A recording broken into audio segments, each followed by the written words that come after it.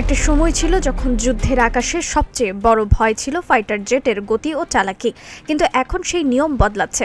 আমেরিকার সবচেয়ে আধুনিক স্টেলথ বোম্বার B-21 রাইডার এক নতুন দিগন্তের দিকে এগোচ্ছে। আগের মতো জমি বা স্থল লক্ষ্যকে আঘাত করা আর প্রধান উদ্দেশ্য নয়, বরং এখন তারা ভাবছে এই বিশাল বোম্বারকে ব্যবহার করা যেতে পারে শত্রু বিমান ধ্বংসের জন্য, এক ধরনের উড়ন্ত অস্ত্রাগার হিসেবে। পেন্টাগনের অভ্যন্তরীণ সূত্র জানায় তারা একটি এমন কৌশল পরীক্ষা করছেন যা আগে কল্পনাতেও আনা যায়নি। একটি সাবসনিক বোম্বারকে এমনভাবে তৈরি করা যাতে এটি দশকের পর দশকের দূরত্বের ক্ষেপণাস্ত্র বহন করতে পারে এবং সেগুলো ব্যবহার করতে পারে শত্রু বিমানের বিরুদ্ধে। চীন দ্রুততর আধুনিক ফাইটার বানাচ্ছে, আর আমেরিকার ফাইটার সংখ্যা সেই হারে পৌঁছাতে পারছে না। তাদের সমাধান একটি উড়ন্ত অস্ত্রাগার যা আকাশে লুকিয়ে থাকে, সেন্সর ও ডেটা নেটওয়ার্কের মাধ্যমে লক্ষ্য শনাক্ত করে আর তখন লঞ্চ করে শত্রুর কাছে পৌঁছে যায়।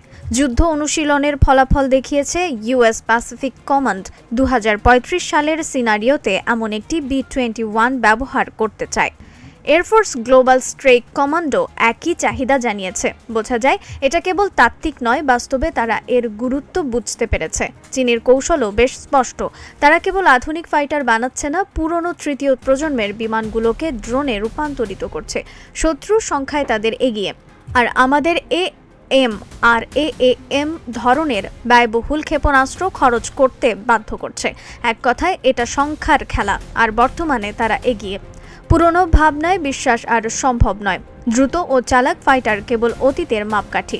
এখন প্রতিটি বিমানকে প্রয়োজন লুকিয়ে থাকা এবং যথেষ্ট অস্ত্র বহন করার ক্ষমতা। B-21 এর স্টেলথ ডিজাইন একেবারেই চমৎকার। রাডারে এর প্রোফাইল পাখির মতো ছোট। শত্রু বিমানের সেন্সর এটাকে প্রায় অদৃশ্য মনে করে। ফাইটার যেমন F-35 অভ্যন্তরীণভাবে মাত্র 6টি ক্ষেপণাস্ত্র বহন করে। B-21 দশকের পর দশকের ক্ষেপণাস্ত্র বহন করতে পারে, যা ছোট ফাইটারদের তুলনায় অনেক বেশি আগ্নেয় গতি দেয়। উড়ন্ত ডাবল উইং ডিজাইন এটিকে প্রায় সব দিক থেকে স্টেলথ রাখে। ফাইটারকে চক্রাকারে ঘুরতে হয়, বোম্বারকে নয়। দূরত্বের সুবিধা, B-21 সামনে থেকে অনেক দূরে অবস্থান করতে পারে, নিরাপদ থেকে লঞ্চ করতে পারে এবং ফাইটারদের সমন্বয় করতে পারে। তবে চ্যালেঞ্জও আছে। প্রতি বছর মাত্র 7 থেকে 8টি B-21 তৈরি হচ্ছে। আগামী দশকে হয়তো 20টি প্রতি বছর তৈরি করা সম্ভব হবে। প্রতিটি বিমান প্রায় $800 মিলিয়ন, আর নতুন ধরনের ক্ষেপণাস্ত্র যোগ করলে খরচ ও জটিলতা বেড়ে যায়। এছাড়া মিসাইলের ঘাটতি বড় সমস্যা। বর্তমান উৎপাদন কেবল সীমিত চাহিদা পূরণ করতে পারছে। বিশ্লেষকরা বলছেন বিমান ও ক্ষেপণাস্ত্রের সংমিশ্রণ কৌশলগতভাবে যুক্তিসঙ্গত। B-21 ফাইটার ও ড্রোনের সাথে সমন্বয় করে আকাশের চাপ সৃষ্টি করতে পারে।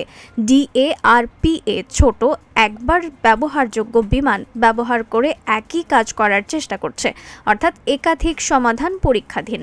স্ট্র্যাটেজিক দিক থেকেও চীন দ্রুত এগোচ্ছে। তাদের ফাইটার উৎপাদন আমেরিকার তুলনায় অনেক দ্রুত।